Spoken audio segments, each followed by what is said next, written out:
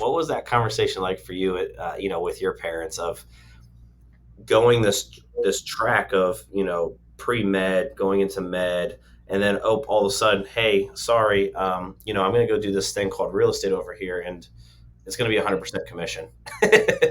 Right. Well, it was kind of funny because I did an undergrad internship at Grant Hospital. So, I was really on that track to go into medicine, even though I had this like weekend gig as a receptionist and everything. But what ultimately happened was I got engaged to a successful realtor. And he was doing really well as a young rookie. He wasn't that much older than me. And so I thought, gosh, this could be great. We could team sell. And if I want to go back to med school, I could.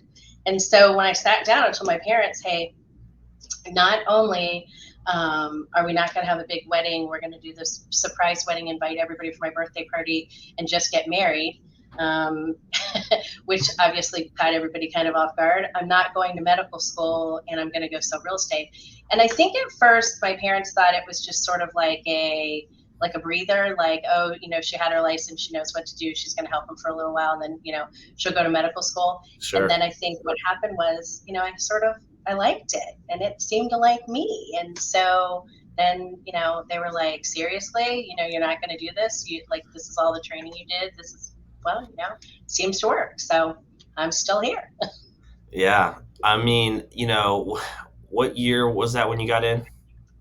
So I graduated college in 89. I Okay. got my license. Yeah. Right in that window. Okay.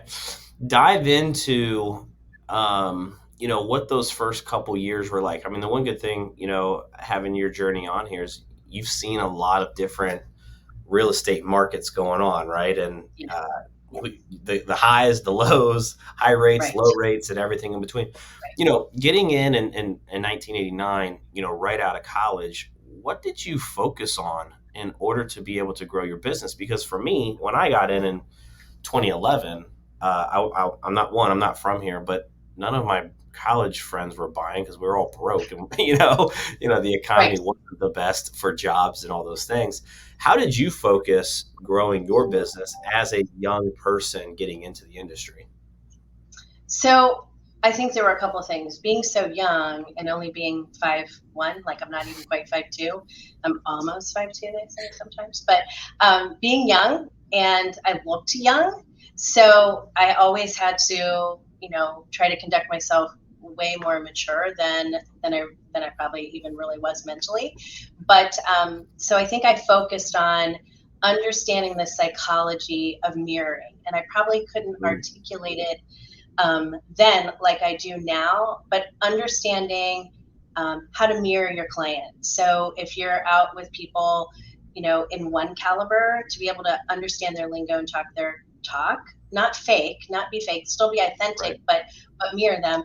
But on the other hand, know when be authentic to yourself, but know how to swing a little bit more in your behavior, your dress, your techniques and things of that nature. So I think one, and I think that the psychology of people probably helped me growing up with the mother that I grew who, had studied psychology and things of that nature. Number two is I learned finance because back then it was, I don't want to say more important because it's super important now, but I am a numbers person, unlike a lot of people, because a lot of people are intimidated by math and statistics and things of that nature. I was one of the geeks that took college physics and loved it, right? So I literally would pick the lender's brains so that I had a great understanding of the financing and what it could and could not do for someone, and knowing when to be able to, I hate to say plug and play, but when one product might not be the smart product for this person, to be able to call a different lender and help to place it there.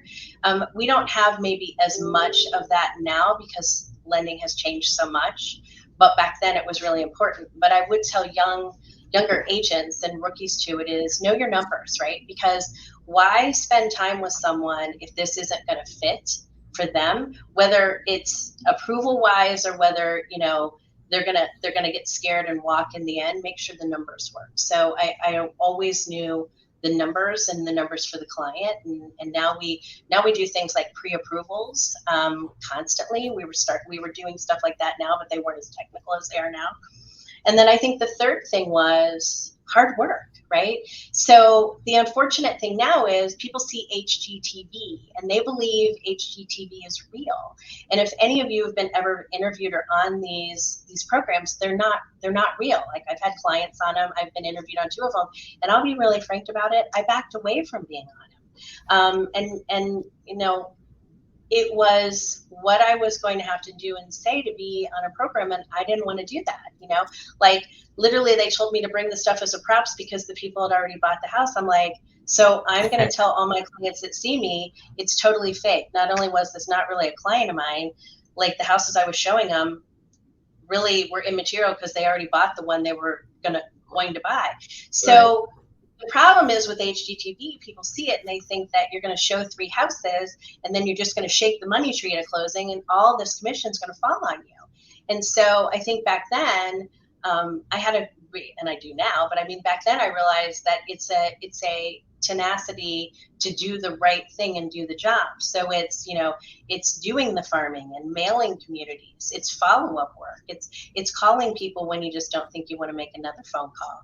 It's returning an email. It's when somebody doesn't have an answer, instead of saying, well, I think it's this, having the backbone to say, you know what, I'll be completely transparent. I don't have this answer, but I will know somebody that does have this answer. So if you give me, 12 hours, 24 hours, 2 hours, whatever it is, let me come back and give you the right answer instead of my guess. And so I think that was the third thing, is just to do the work and to do the research or what needed to be done to make the closings happen ethically and legally. Yeah. Pretty easy, pretty straight. How did you pick up on the mirroring and matching? Was that something like, were you big into like the sales development side of things once you made that decision to switch over into real estate? Like I think of like the Jim Rohns and, all of those guys that were teaching kind of like the business stuff. Now it's like the Ed Milet's and, some other people. Right. But mirroring and matching, I feel like that. Yes. So way back then, there was a guy by the name of Howard Brinton. And Howard Brinton did this thing called Star Power. And Howard's now dead. He had sold his company, I think, when he got older and was sick. But I haven't found anything that's been like it. And so Star Power, basically, they would interview top producers all over the country. And he would do gatherings where you could come and break out in groups. And, it was real life scenario that you're networking with real life people that are doing it. And it wasn't really more, talking at you. It was more of Howard Brinton talking with you, with everyone that was at the seminars. And they were like, I think we went to Aspen, Colorado twice, and we're out there. And then we had gone all over the country to do this. And so I think what happened was I was a sponge, right? Because I'm a geek for learning. And so I think it was, wow, I see that this guy acts and looks like this with this crowd of people. Like there was one guy who, he was a part-time agent. Now remember, this is 30 years ago, right? 25, 30 years ago. As a part-time agent, he didn't want to give up his real job because he was only selling 19 million a year. Okay. Now do the math, 19 million in 30 years ago numbers versus now, right? And so, that was one thing. And I was looking at his clients and him, and then I was looking at other people and their clients and their market.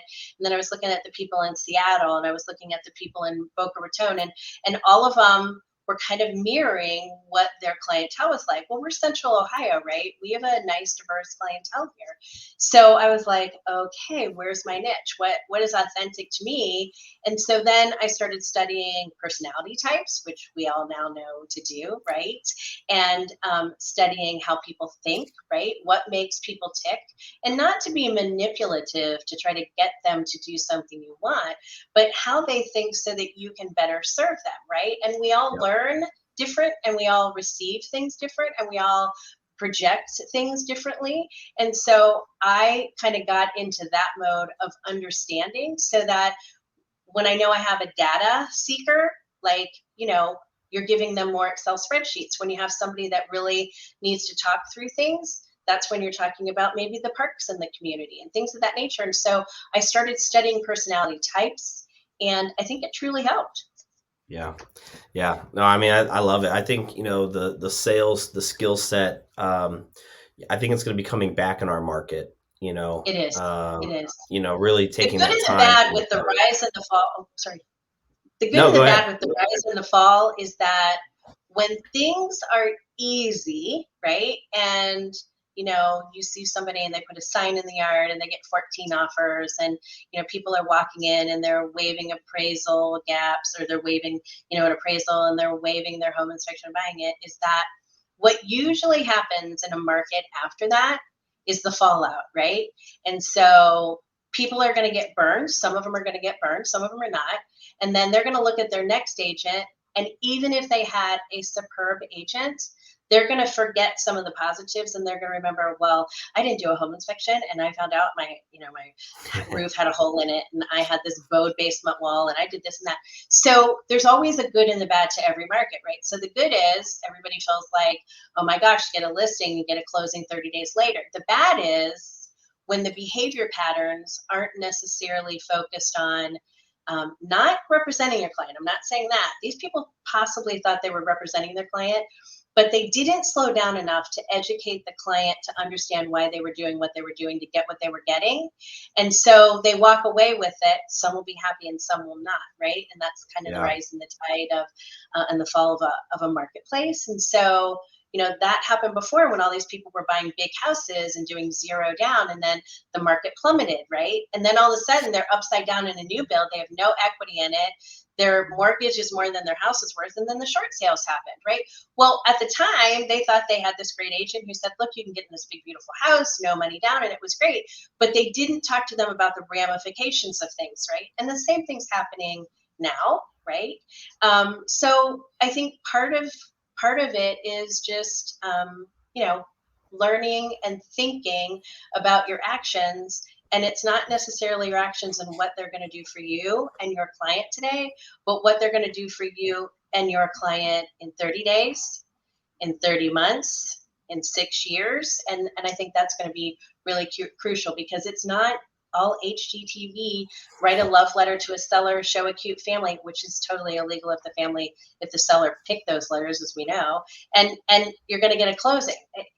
I think it's understanding the nuances of the market and what's going to keep you a high level practicing professional for a long period of time with a good reputation.